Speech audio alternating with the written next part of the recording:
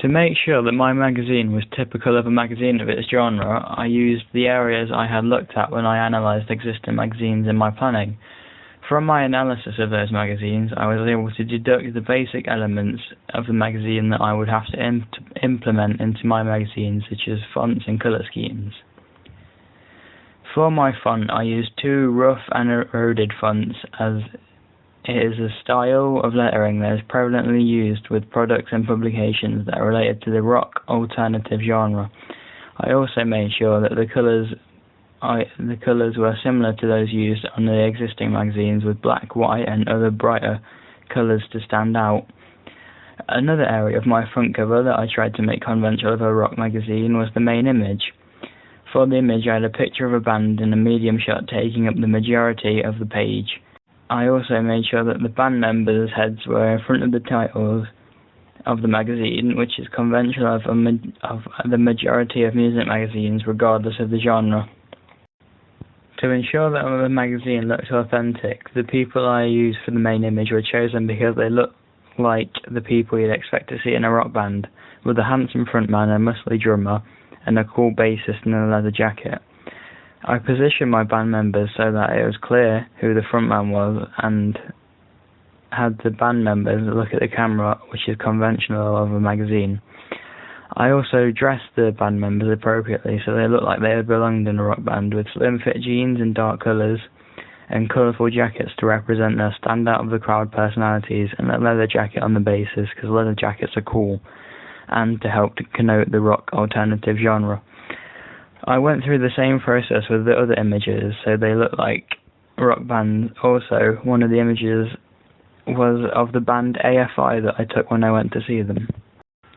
When I looked at the contents pages of other magazines that would be competitors of mine, I noticed that the layouts were very structured, with lines separating the different sections.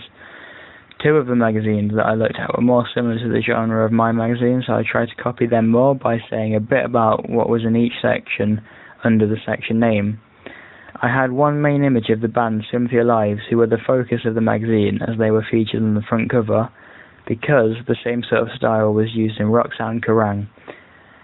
And, as well as that, I used spray paint splashes on the main image as had been used throughout Roxanne and Kerrang.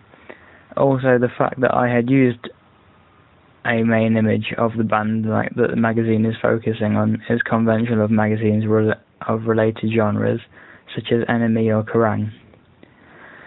I also continued with the same rough, distorted fonts throughout the contents page, as it is another connotation of the genre, and it helps to create house style between all of my pages. The pictures that I used for my contents page were conventional of a rock alternative magazine, as I used different people looking directly at the reader in poses that show them off to be lively and a little bit violent, as is expected from bands of the genres they represent. For my double page spread, I challenged the conventions of the band looking at the reader by having the Sky Tide in Terror look off-shot, because I think that it adds an element of mystery to the band, and it helps them stand out from the other bands that you might see featured in the magazine. Keeping with the edgy rough style of my magazine, I used a ripped bit of black card to form a border around the page, which also helps to show the genre of the magazine. A feature that I used which isn't conventional of my magazine's genre is the Dial of Rock rating, which is used to show the rating of an album. My reasoning behind this feature was that it was related to the magazine title when it was called Frequency. Although I changed the magazine name, I kept the Dial of Rock because I thought it would be a unique selling point for my magazine.